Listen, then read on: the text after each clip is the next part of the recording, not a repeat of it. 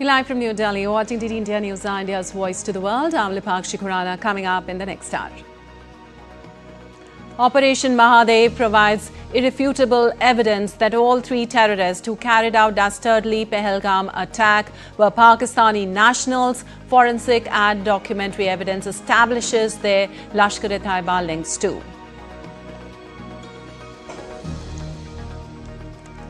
Operation Akal in Kulgam enters day 4 as joint operation by the security forces continues as news tightens around remaining terrorists after 3 neutralized so far.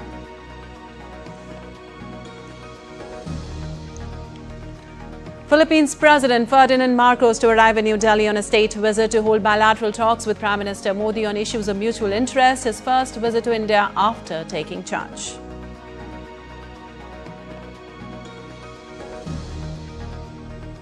Global outrage grows over Hamas releases footage of malnourished Israeli captives. Hamas says ICRS access only if 8 corridors open. Security Council to meet on the matter on Tuesday.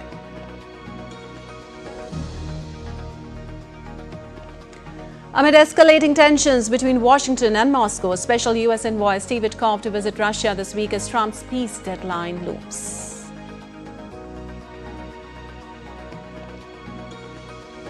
In cricket, 5th and final test between India and England at the Oval move on to day 5 as rain forced stumps to be taken early. England at 3:39 for 6 at stumps trail India by 35 runs.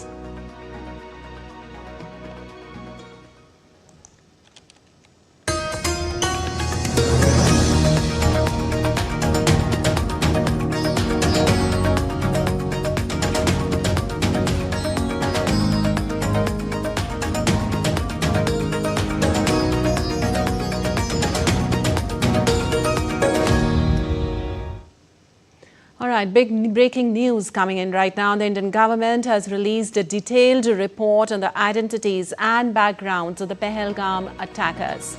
Well, the report mentions forensic, documentary and testimonial evidence collected during and after Operation Mahadev conclusively shows that all 3 attackers were Pakistani nationals and senior Lashkar-e-Taiba or LET operatives. It said that they were hiding in the Dachigam Harwan forest belt since the day of the attack. Notably, no local Kashmiri was part of the shooting team. The report also mentioned that Suleiman Shah was the mastermind and lead shooter, while Abu Hamza was the second gunman and Yasir was the third gunman in rear security. While Pakistani government issued documents including Pakistani voter ID cards, Nadra-linked smart ID chips, Pakistan manufactured personal items like Candyland and Chocomax chocolates were recovered from the slain terrorist.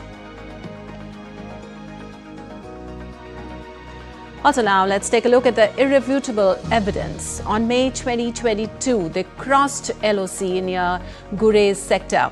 Intelligence Bureau intercepts placed their first radio check-in from the Pakistani side. On April 21st, 2025, they moved into a seasonal hut at Hill Park, which 2 kilometers from Baisaran. 2 detained Kashmiri helpers confessed to sheltering them overnight. And on April 22nd, 2025 morning, they trekked to Baisaran Meadow. Now later on April 22nd at around 2:30 IST, they carried out heinous shootings and then escaped northeast towards Dachigam. The identity of all the 3 terrorists and their weapons was also confirmed through the forensic and technical confirmation. Now looking at ballistics, the 7.62 and 39 mm casings found in Baisaran were test fired against the 3 AK-103 rifles which were seized on 28th of July. The striation marks matched 100%. Further, mitochondrial profiles extracted from the blood on a torn shirt found at Pahalgam were identical to the DNA of the 3 bodies recovered in Dachigam.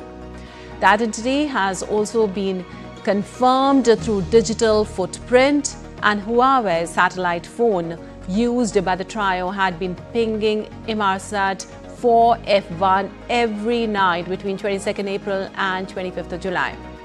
Now, triangulation narrowed the search grid to 4 kilometers inside Harwan Forest. The report also clarifies the confusion over identity vis-a-vis the initial sketches released. Now, it said that the Jammu and Kashmir police had released sketches of Hashim Musa, Ali Bhai alias Talha, and local Adil Hussain Tokar on 24th of April.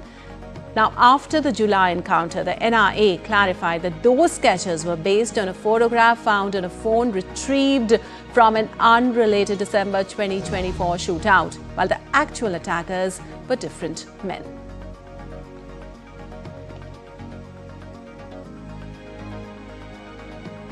Now, the report also mentions that command and control links inside Pakistan. Sajid Saifullah Jatt, LET's South Kashmir operations chief, was the overall handler. Voice samples from the recovered sat phone match his earlier intercepted calls. Also, while Rizwan Anis, LET Rawalkot chief, visited the families of the slain attackers on 29th of July to organize funeral prayers without bodies and was filmed by the locals, footage now part of the Indian dossier. Union Home Minister Amit Shah on 29th of July said, for the first time, we have government-issued Pakistani documents in hand that nail the nationality of the Pahalgam attackers beyond doubt. Now, the statement was made in the lower house of parliament too.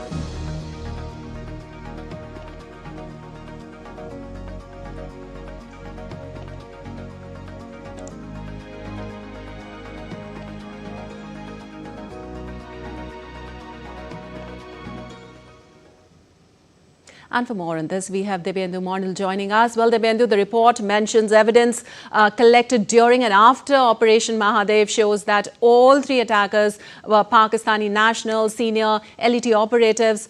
What does the report reveal about how these Pakistani operatives managed to infiltrate the Indian territory? Tell us more about the report. Well, Nipakshi, on the floor of the House, when the Operation Sindoor debate was underway in the Lok Sabha, Union Home Minister Amit Shah did clarify and mention to the fact that during the Operation Mahadev, there had been detailed analysis both through corroborative evidences as well as conclusive evidences to pinpoint the fact that all the three gunmen that were seen on that during that attack in the Kashmir Valley in Pahalgam were Pakistani terrorists indeed. So therefore, this detailed report perhaps gives us a sense into who these people were, how did these people come into India or for that matter in Kashmir, and how their links have been established back into Pakistan. Because remember, there had been a lot of confusion about the fact that when will these terrorists be caught? How does the government have evidence with the fact that they were Pakistani linked terrorists? But now it is confirmed and proved because of the fact that when these terrorists were gunned down by our security forces, corroborative evidences as well as conclusive evidences which relates to the fact that voter ID cards, SIM cards, as well as satellite phones that were recovered from them have been linked to Pakistan. In fact, a voter ID card, if I may read out, the voter ID card that has been recovered, the voter ID serial number have been matched in Lahore and Gujranwala town in Pakistan with the correct voter ID numbers. And also to the fact that there have been personalized Pakistani manufactured items that have been recovered from them. This was also informed by the Union Home Minister Amit Shah to the Lok Sabha during that Operation Sindoor debate. So therefore, and he also, I remember, he also said that it's not just through these evidences we are saying that they were linked to Pakistan. There have been conclusive forensic as well as ballistic reports that concludes that the guns and machineries that they had used in that attack in Pahalgam have been linked to weapons that have been used in Pakistan. So therefore, these evidences concretely prove that they were the same person that had crossed over from Pakistan into Jammu and Kashmir in India and had carried out that attack. So therefore, this report is detailed report giving out the fact that how these terrorists had been able to infiltrate into India, their masterminds, who they are linked to, and of course, it has been established that they are linked to the LET, which is the Lashkar-e-Taiba, a world, a designated terrorist organization that operates from within Pakistan. So therefore, these evidences give a sense to the fact that yes, indeed, these were the same people that were part of the killing in Pahalgam, as well as they were the same people who had come from Pakistan and the Pakistan occupied Kashmir into India to carry out this attack, who were being handled. In fact, their handlers' name have also been given in that report, which says that their handlers were giving them information how they selected that place of Pahalgam, where they were hiding. They were hiding in a hut in the Baisaran Valley, in the meadows of the Baisaran Valley on the 21st of April. They had crossed into on the 22nd of May. For 1 month, they were being sheltered in Kashmir. But Right. however, having said this, Preeti, Lipakshi, I beg your pardon, this is important to note that this report also mentions that there were no Kashmiri locals that were there in Right. the gunning. But however, two of them have been mentioned who had sheltered them. Lipakshi. Right. Dipindu, as you mentioned also, what does this evidence uncover, such as the Pakistani issued IDs and personal items, suggest about the level of direct state support or complicity from across the border, as the report also clearly mentions command and control links inside Pakistan? Well, Lipakshi, absolutely. This report gives out a detailed analysis as how their handlers within Pakistan had been responsible for giving them instructions. They had trained in Pakistan. Remember, there are training camps in the Pakistan-occupied Kashmir as well as deep within Pakistan, such as Muridke, Bahawalpur. These are the centers of these, terrorist nurseries within Pakistan. And during our Operation Sindoor, we had also seen how these specific terror camps were targeted by our Indian forces and were taken down. So therefore, they were trained in all of these camps. Three identified individuals who were part of this attack have been named. I will read out their name: Suleiman Shah, Abu Hamza, and Yasir. These were the three individuals that were responsible for those attack. In fact, for that attack that was carried out on the 22nd of April in the Baisaran Valley in Pahalgam. So therefore, the evidences, and also to the fact that the command and control links inside Pakistan is also detailed in this report, which talks about that Sajid Saifullah Judd, an LET South Kashmir operations chief, who is a resident of Changamanga in Lahore, was the overall handler, and voice samples from the recovered satellite phones matches this. So therefore, this is concrete evidence that the government of India has provided to link that these individuals who had come, in fact, these terrorists who had come from across the border to carry out this heinous crime on the soil of India. And LET has been notorious with the fact that they have been trying to infiltrate their operatives into Pakistan, into India, and in fact into Kashmir, and carrying out these terrorist attacks. So therefore, this evidence concretely proves to the fact that their handlers were in Pakistan. They were using Pakistani devices such as satellite phones, such as voter ID cards, as well as SIM cards that were issued in Pakistan. Their voter ID cards have been linked to Pakistan. So therefore, this is evidence more than enough for the world to see that how Pakistan has been, sponsoring terrorism into India and bleeding India through 1,000 cuts over the many decades. So therefore, this evidence, this detailed report, truly points out to the fact that what Union Home Minister Amit Shah had spoken on the floor of the House, that this was a long-drawn operation that was carried out by the Indian security forces, and they had been hiding, in fact, in the jungles of Pahalgam for a very long time, and the security forces had analyzed intelligence inputs as well as inputs from the locals to identify them and carry out this operation Mahadev, which led to the killing of these three terrorists that were responsible for the killings in Pahalgam. All right, Dibyendu, thank you so much for all those details. And moving on, in Jammu and Kashmir, Operation Akal entered its 4th consecutive day on Monday with fierce exchanges of gunfire and intermittent blast continuing overnight in the dense forest of Kulgam district.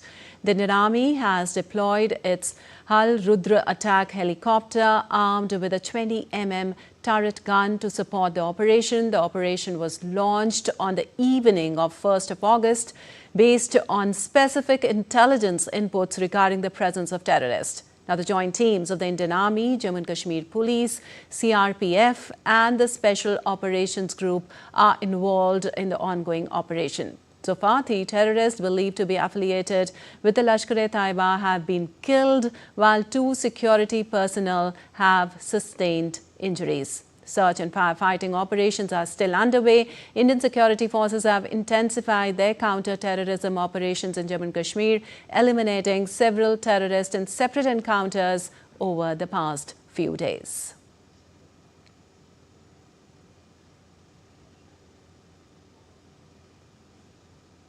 And in India, Shabir Dar joins us on the phone line for more from there. Well, Shabir, Operation Akal, as we know, enters its 4th consecutive day today. What's the update right now? Yeah, this Operation Akal is going to be one of the longest operation at counter-terrorism operations in Jammu and Kashmir in the recent past, because we are already seeing that this operation has entered the 4th consecutive day, and the joint team of Indian Army, J&K Police, Special Operations Group, and CRPF are, moving ahead with this operation, making use of modern technology, including drones. The helicopters have been tested in. The thermal scanning devices are being used to pinpoint and to find the terrorists who are holed up in the dense forest area of Akal in Kulgam district. This Akal is a dense forest area with tough terrain, surrounded by habitations, and the terrorists are believed to have been in this forest for some time. And the security forces got a tip-off on Friday about the presence of these terrorists in the Akal forest area. When the security force approached and launched the search operation, the terrorists fired on the security forces, which resulted in the encounter. And between Friday and Saturday night, there was an intermittent fighting and shelling, firefighting happening. And after that, on the Saturday morning, the security forces registered the first success by killing first terrorist. And by the evening of the Saturday, 3 terrorists have been killed. And now, as we speak, the operation is going on. Additional reinforcement of security forces have been deployed with the support of modern technology, including as I said, the helicopters and drones. And security forces are making every effort to ensure that the hold-up terrorists who are in the forest are neutralized as early as possible. Because as we already are knowing that the counter-terror operations in Jammu and Kashmir has gained momentum. In recent past, we have seen how the terrorists involved in the Pahalgam massacre were killed in a calibrated and specific operation in the forest area of Dachigam, which is in the periphery of Srinagar city. So similarly, the Lashkar-e-Taiba infiltrators were killed in the Punch when the security forces fired the infiltration bid by the terrorists, which resulted the killing of 2 terrorists. And now this Akal operation, as it is going on, and we are going to believe that the killer terrorists are affiliated with the Lashkar-e-Taiba, and some more high profile terrorists are still hiding in those forests.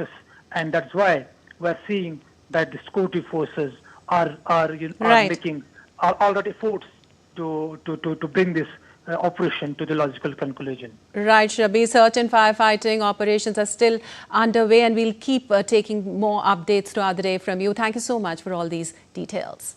And another news coming in right now, former Chief Minister of East Indian State of Jharkhand, Shibu Soren, passed away. Shibu Soren died at the age of 81 at a hospital in Delhi, where he had been undergoing treatment for a prolonged illness. His son and current Jharkhand Chief Minister Hemant Soren is currently in Delhi. The Jharkhand Mukti Morcha JMM leader was on ventilator support and in critical condition. He was hospitalized in the last week of June with a kidney-related issue. Shibu Soren was receiving regular treatment at the hospital for an extended period. Shibu Soren was the leader of the Jharkhand Mukti Morcha for the past 38 years and was recognized as the party's founding patron.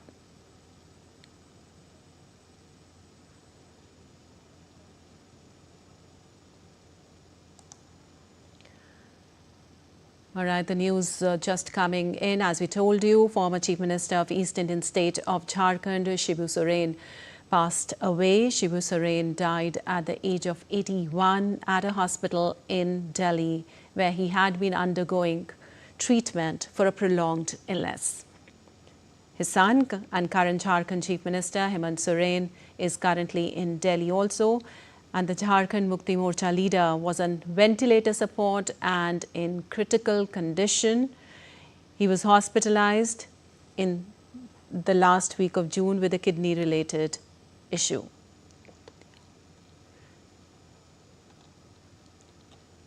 His son and current Jharkhand Chief Minister, Hemant Soren, is also currently in Delhi with him.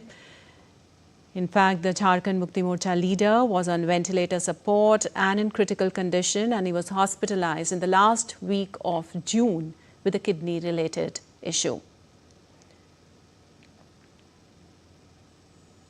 And moving on, time now to take a look at the agenda of the day at both houses of Indian Parliament. The government will introduce two key legislations, the National Sports Governance Bill 2025 and the National Anti-Doping Amendment Bill 2025 in the lower house of the Parliament. The two bills are scheduled for consideration and passage in the lower house. The upper house will take up the Carriage of Goods by Sea Bill 2025 for consideration and passing. Apart from other legislative businesses, the bill has already been passed by the lower house. And India's Press Information Bureau's fact-check unit on Sunday officially dismissed a social media post which falsely claimed, citing the Ministry of External Affairs, that India is considering suspending or reviewing bilateral agreements with the United States over hostile economic policies.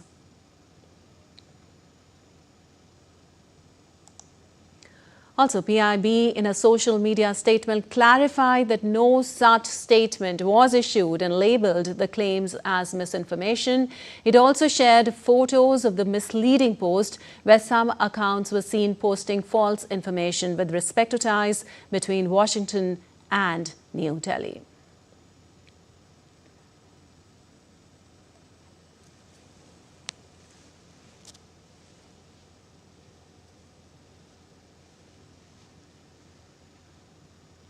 And moving on, India will host the first ever BIMSTEC Traditional Music Festival at New Delhi's Bharat Mandapam on Monday. The concert has been organized by Indian Council for Cultural Relations in association with Ministry of External Affairs and comprises traditional vocalist and instrumentalist from the 7 member nations. Those are India, Bangladesh, Bhutan, Myanmar, Nepal, Sri Lanka and Thailand.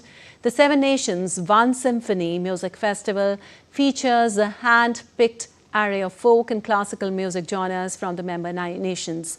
The multicultural musical tapestry honors age-old traditions and emphasizes cultural harmony. The festival seeks to promote people-to-people linkages through the conservation of endangered art forms and regional harmony.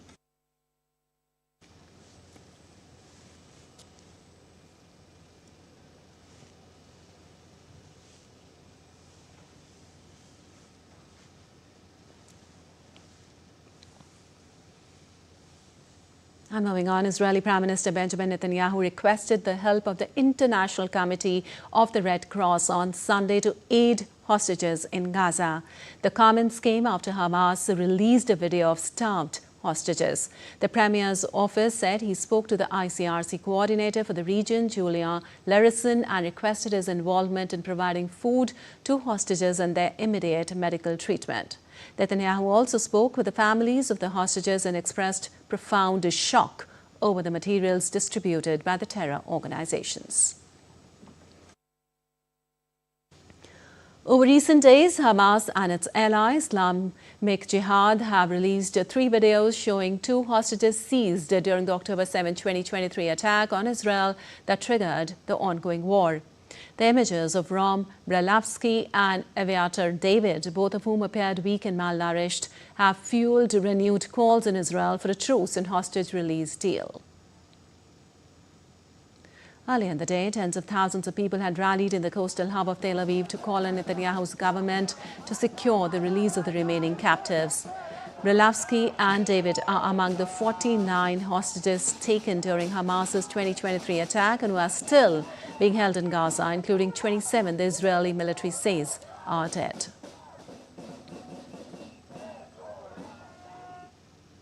Meanwhile, Hamas says it will allow aid for hostages if Israel halts the airstrikes, opens permanent humanitarian corridors. While Hamas said it was prepared to coordinate with the Red Cross to deliver aid to hostages it holds in Gaza if Israel meets certain conditions. Now, the ICRC said in a statement it was appalled by the harrowing videos and reiterated its call to be granted access to the hostages.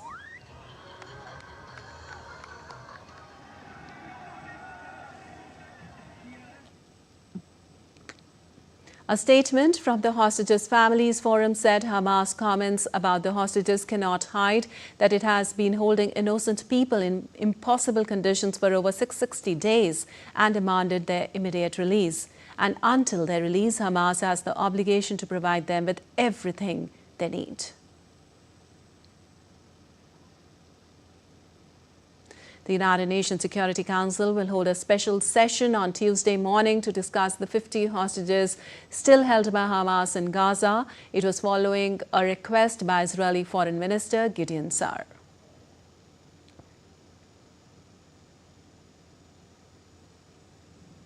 And the videos of David and Rom drew criticism from Western powers and horrified Israelis. France, Germany, the UK and the United States were among countries to express outrage. EU Foreign Policy Chief Akal said the images are appalling and expose the barbarity of Hamas, calling for the release of all hostages immediately and unconditionally. Meanwhile, aid is pouring in Gaza. Several countries conducted 7 airdrops on Sunday, carrying 61 tons of aid onto Gaza. The operation included 2 aircrafts from Jordan, Germany, United Arab Emirates, France and Belgium.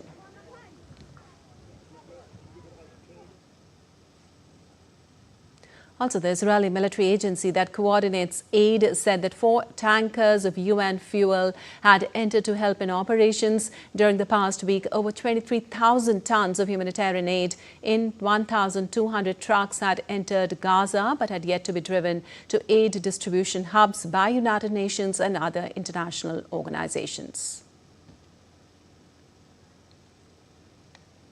And moving on, Iran's top security body has approved the creation of a new defense council more than a month after a ceasefire ended a 12-day war with Israel. The new body, which will be chaired by the president and include top military commanders, among other senior officials and ministers, will be tasked with reviewing defense strategies and enhancing the capabilities of Iran's armed forces. On Friday, local media said the decision comes as part of broader structural changes to Iran's security apparatus. The move comes in the wake of a conflict with Israel that, according to official figures, left more than 1,000 people dead in Iran and 29 in Israel.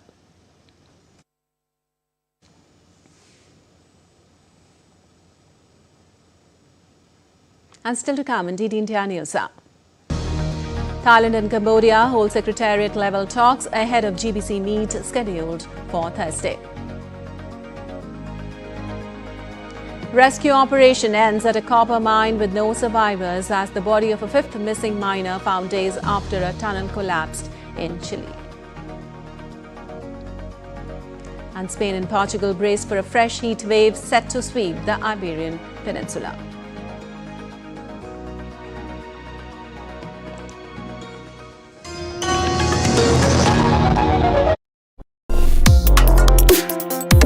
Complex issues, hidden agendas, twists and turns, strategic games. We think all dots are linked. We just need to connect them. Join me every week as I connect the dots to unravel hidden designs in statecraft, mysteries, and decode issues that matter to you. Watch Connecting the Dots with me at these times on DD India.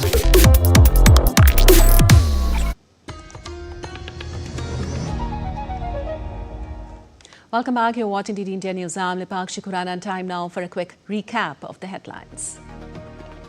Operation Mahadev provides irrefutable evidence that all three terrorists who carried out dastardly Pahalgam attack were Pakistani nationals. Forensic and documentary evidence establishes their Lashkar-e-Taiba links too. Operation Akal in Kulgam enters day 4 as joint operation by the security forces continues as news tightens around remaining terrorists after 3 neutralized so far. Philippines President Ferdinand Marcos to arrive in New Delhi on a state visit to hold bilateral talks with Prime Minister Modi on issues of mutual interest, his first visit to India after taking charge. Global outrage grows after Hamas releases footage of malnourished Israeli captives. Hamas says ICRS access only if 8 corridors open. Security Council to meet on the matter on Tuesday. Amid escalating tensions between Washington and Moscow, special U.S. envoy Steve Witkoff to visit Russia this week as Trump's peace deadline looms. And in cricket, 5th and final test between India and England at the Oval move on to day 5 as reinforced stumps to be taken early. England at 3:39 for 6 at stumps trail India by 35 runs.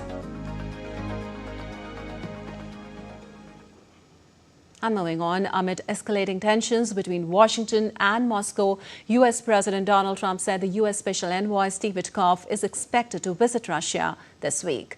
Now, after a visit to Israel and Gaza Strip, Witkoff to travel to Russia potentially on Wednesday or Thursday. Well, there'll be sanctions, but they seem to be pretty good at avoiding sanctions. You know, they're wily characters, and they're pretty good at avoiding sanctions, so we'll see what happens. But Steve is focused right now on the border in terms of, we're talking about with Gaza, getting people fed. And he may be going, I think next week, Wednesday or Thursday, may be going to Russia. They would like to see him. They've asked that he meet, so we'll see what happens. Well, Trump also hints of imposing sanctions on Russia if it doesn't agree to the ceasefire. The U.S. leader, who returned to power on a pledge to swiftly end the conflict, has in recent weeks rolled back his earlier conciliatory approach towards Moscow and signaled openness to arming Ukraine.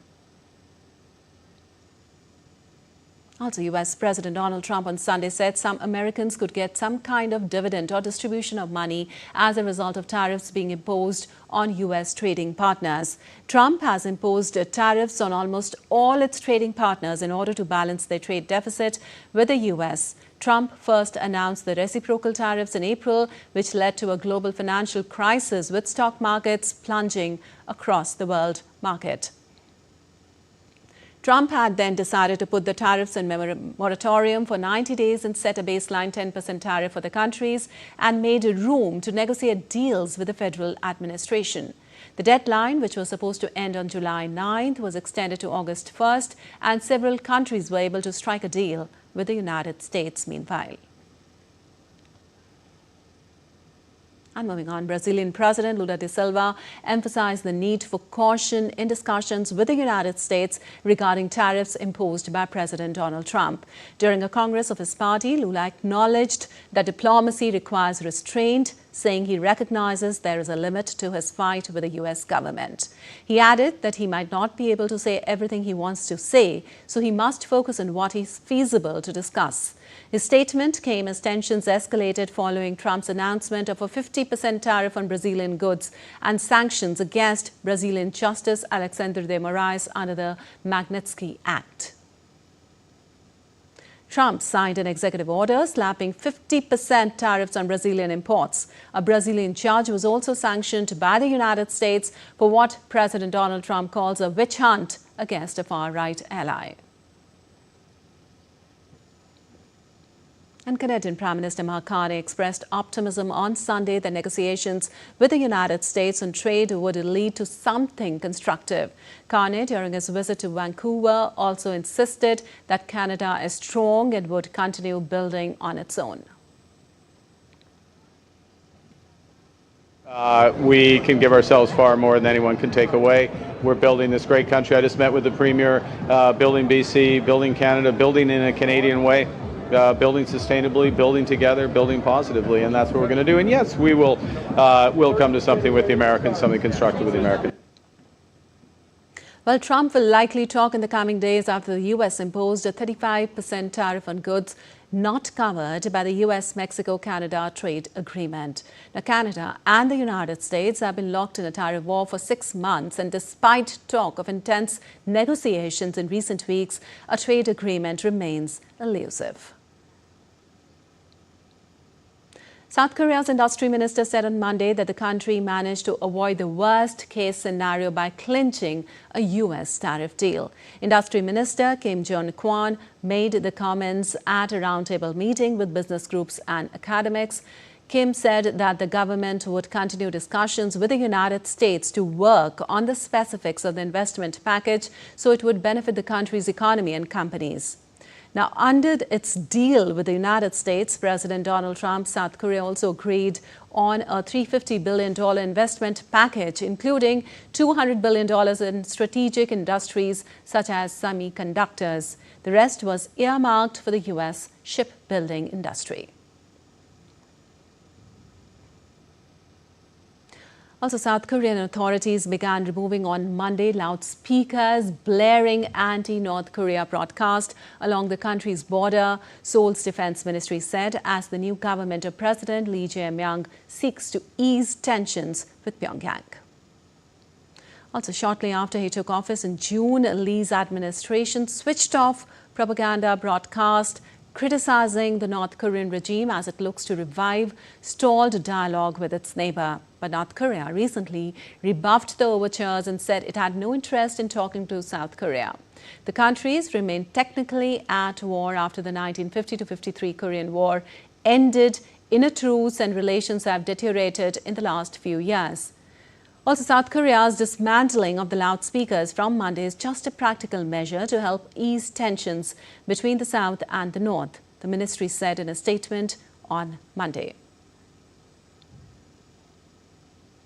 And the secretariat-level meetings between representatives from Thailand and Cambodia began on Monday as part of preparations for the upcoming General Border Committee meeting.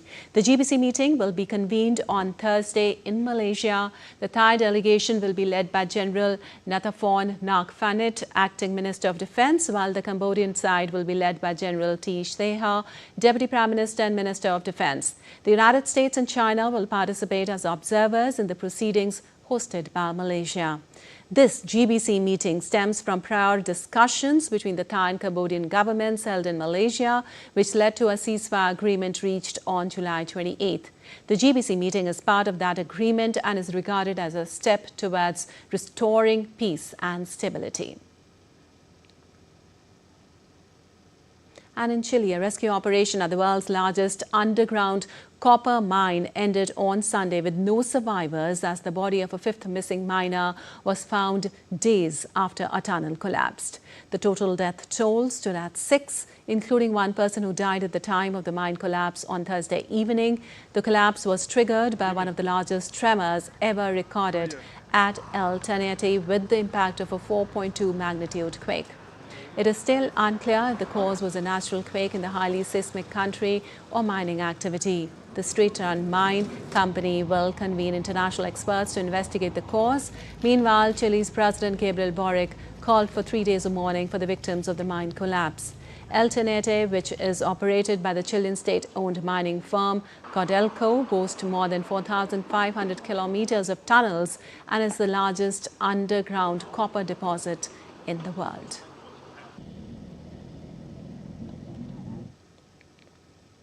And as green transition efforts step into the global spotlight, the International Maritime Organization has approved a legally binding net zero regulation on April this year. Southeast Asian countries have shown mixed reactions to the carbon tax announced by the IMO.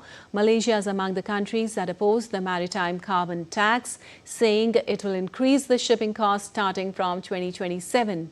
While Indonesia supports efforts to decarbonize the shipping industry, saying the government will consider new alternative to conventional fuels, whereas Vietnam's shipping fraternity are strongly urging the government to introduce concrete financial support measures such as green credit packages, preferential loans, extended prepayment terms and tax incentives.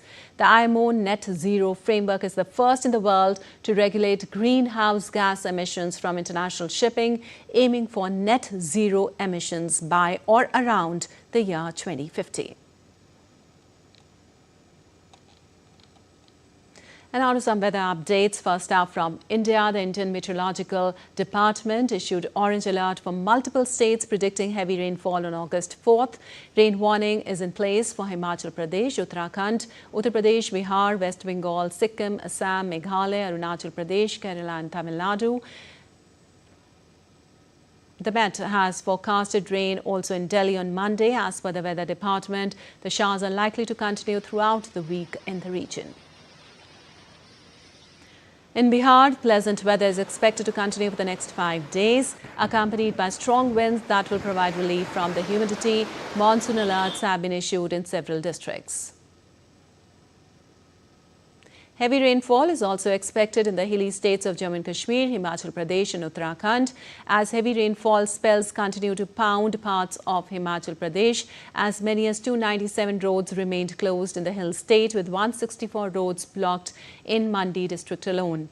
While 67 roads remained blocked in Kul district, 25 roads were blocked in Kangra and 21 in Chamba district. And in the southern part of the country, widespread rainfall is expected in Karnataka over the next 7 days. Similar alerts have been issued for Kerala and Lakshadweep, forecasting continuous rainfall throughout the week. In Sikkim, the National Highway number 10 will remain closed from Coronation Bridge to Chitre for 3 days. Several incidents of landslides have been reported at National Highway 10 recently due to rains. And in view of the weather alerts issued for Uttarakhand, Chief Minister Pushkar Singh Dhami held a virtual meeting with the district magistrates of all the 13 districts of the state from the Chief Minister's residence auditorium this morning. The Chief Minister discussed about the progress of development works in the districts and the preparations to deal with the disaster. Well, 4 people died and more than 5,900 have been evacuated in southern Taiwan after the island recorded more than a year's rainfall over the past week, which caused widespread landslides and flooding. 3 people are missing and 77 have been injured since late July, when a depression and strong southwesterly air streams began causing flooding and landslides in Taiwan's south, an area vital for the island's agricultural sector. While the government said more than 2,000 people were still forced to stay away from their homes, the rain was likely to subside from Monday, weather authorities said, as warnings for landslides and flooding continued for southern mountains. Typhoon Danas lashed southern Taiwan with record winds in July and a rare hit to the island's densely populated west coast, which knocked down more than 3,000 electric poles in the worst damage to the island's power grid in decades.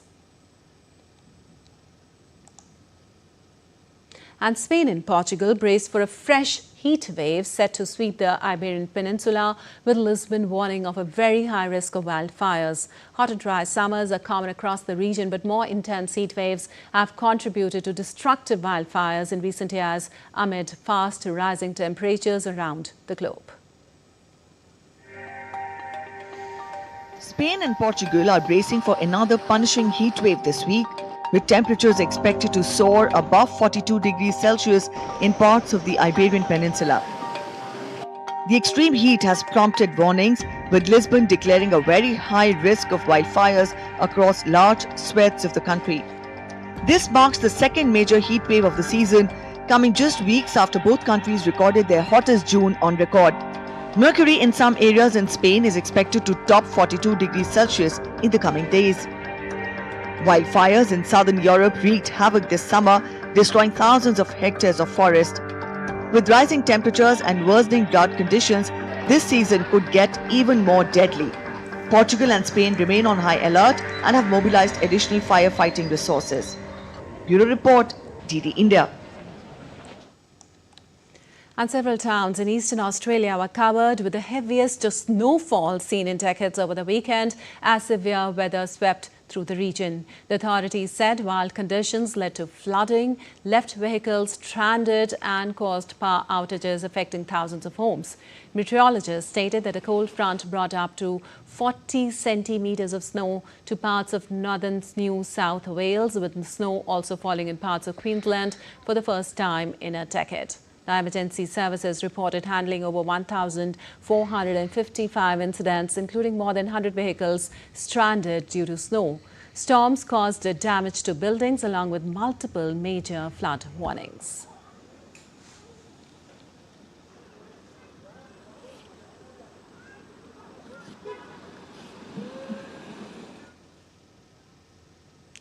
And still to come on DD India News Hour.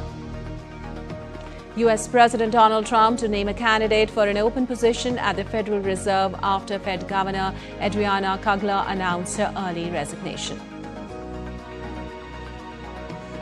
Boeing workers who built fighter jets plan to go on strike. And the streets of Aomori, city of Japan, lit up as the annual summer Nebuta festival kicked off with a bang.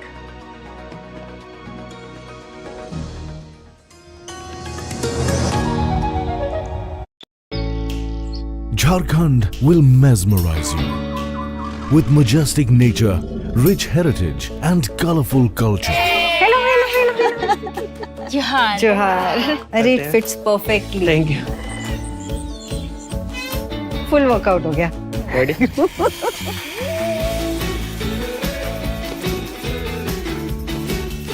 Postcards from Jharkhand on National Geographic.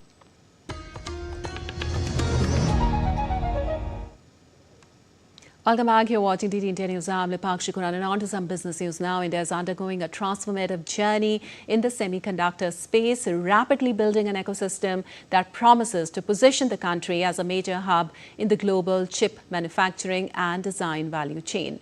With the global chip market expected to surpass $1 trillion by the year 2030, India is not only aiming to reduce its dependence on imports, but also to emerge as a trusted partner in the diversified global supply chain. At the heart of this transformation is the Indian Semiconductor Mission, launched in December 2021 with an outlay of 76,000 crore rupees. The mission is aimed at fostering chip manufacturing, packaging, testing and design capabilities. It also promotes collaboration between academia and industry to boost R&D and develop a highly skilled talent pool. As per industry estimates, India's chip market stood at approximately $38 billion in 2023 and is projected to grow to $100 to $110 billion by the year 2030. By far, 6 major semiconductor projects have been approved. Together, these units will collectively produce millions of chips and wafers per month, fulfilling both growing domestic and global demand. Now, India's design ecosystem is also seeing rapid growth. The recent inauguration of 3-nanometer chip design centers in Noida and Bangalore marked a breakthrough in high-end chip innovation.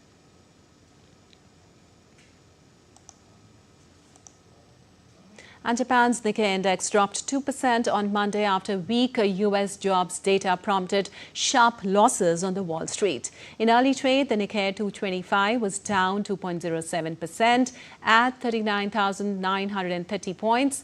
The US jobs numbers on Friday raised fears about the health of the world's biggest economy and also sent European markets sharply lower. Yields on US Treasury bonds also fell sharply as the data raised expectations that the US Federal Reserve will cut interest rates.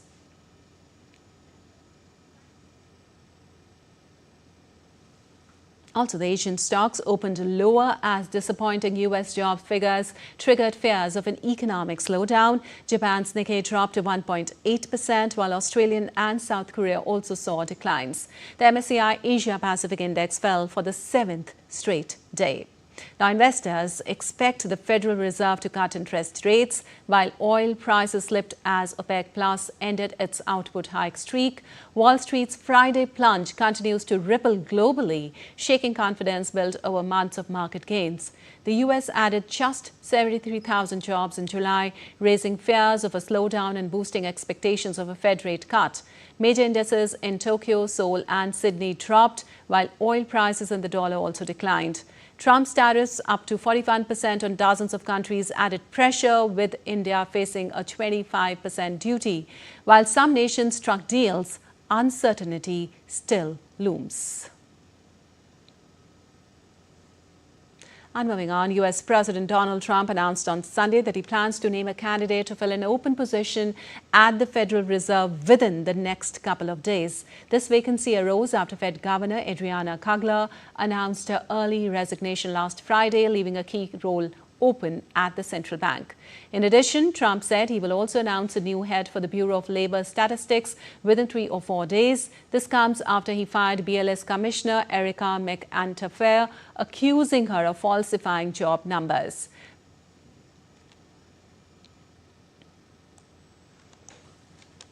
President Trump on Sunday stood by his decision to dismiss McAntefair after the release of a disappointing jobs report, despite growing criticism over the move.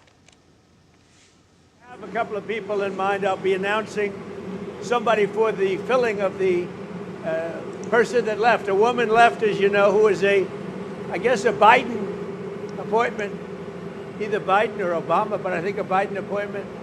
And she left early, and I think she left because she agreed with me on interest rates, and yet they were on the other side of the ballpark, right?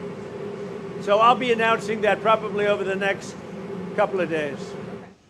Well, thousands of members of a union representing Boeing defense industry workers in the U.S. states of Missouri and Illinois will go on strike early on Monday after rejecting a revised proposal for a new contract. The American aerospace giant's initial proposal, which included a 20% wage increase over 4 years and more vacation time, was rejected a week earlier. The new offer doubled the wage increase. The storied company has been in crisis since last year due to production quality issues and a 7-week strike that crippled 2 of Boeing's major assembly plants. International Association of Machinists and Aerospace is one of North America's largest unions, representing some 600,000 members in aerospace, defense, shipbuilding, transportation, healthcare, manufacturing, and other industries. And in some other news, 14 Indian fishermen detained by the Bangladesh Navy on Saturday are expected to be produced before the Bagarhat court on Monday. The Indian fishermen were detained along with a fishing trawler for illegally entering and fishing in Bangladeshi waters in the Bay of Bengal. The arrest was made on Saturday night by the Navy's warship BNS Bishkali from the deep sea area near the fairway buoy of Mongla port. Wooley said a case will be filed under the Maritime Boundary Law for illegal entry and fishing. Early on July 14th, the Navy detained 34 Indian fishermen along with 2 trawlers, FB Tar and FB Mangal Chandi, for illegally fishing in Bangladesh's territorial waters. And you're watching DD India News. Our time now for some sports news. The dramatic 5th and final test between India and England at the Oval moved on to day 5 as bad light and eventual rain forced stumps to be taken early on Sunday. England roared back into the contest after tea on day 4 as England were reduced from 301 for 3 to 337 for 6, with Centurions Joe Root and Harry Brook dismissed in the process. The match was slipping away from India, with Shubman Gill's side made to pay after Mohammad Siraj's fielding blunder underhanded broke a lifeline. However, 3 wickets from Prasidh Krishna and 2 from Siraj himself have thrown the game wide open again. England are aiming to script a record test run chase of 374 at the Oval, while India must win to level the series and retain the Anderson Tendulkar Trophy. And the streets of Aomori, city of Japan, lit up as the iconic Nebuta festival kicked off with a bang. 16 giant glowing floats showing brave warrior rolled through the streets of Aomori. Drums and flutes filled the air as dancers called Henato jumped and shouted with excitement, getting the crowds to join in. People lined the route, snapping photos and videos of the lively scene. The fun goes on till Thursday with a final night full of fireworks and the floats shining brightly as they drift across the water.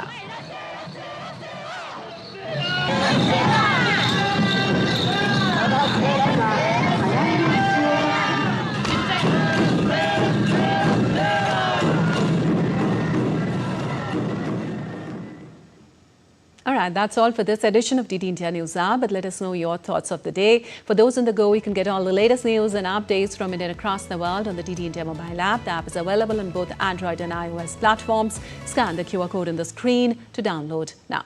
We'll be back with more news as it breaks here on DD India. I'm Lipakshi Kurana from Alpha Ser in Delhi. Thanks for watching DD India News Hour.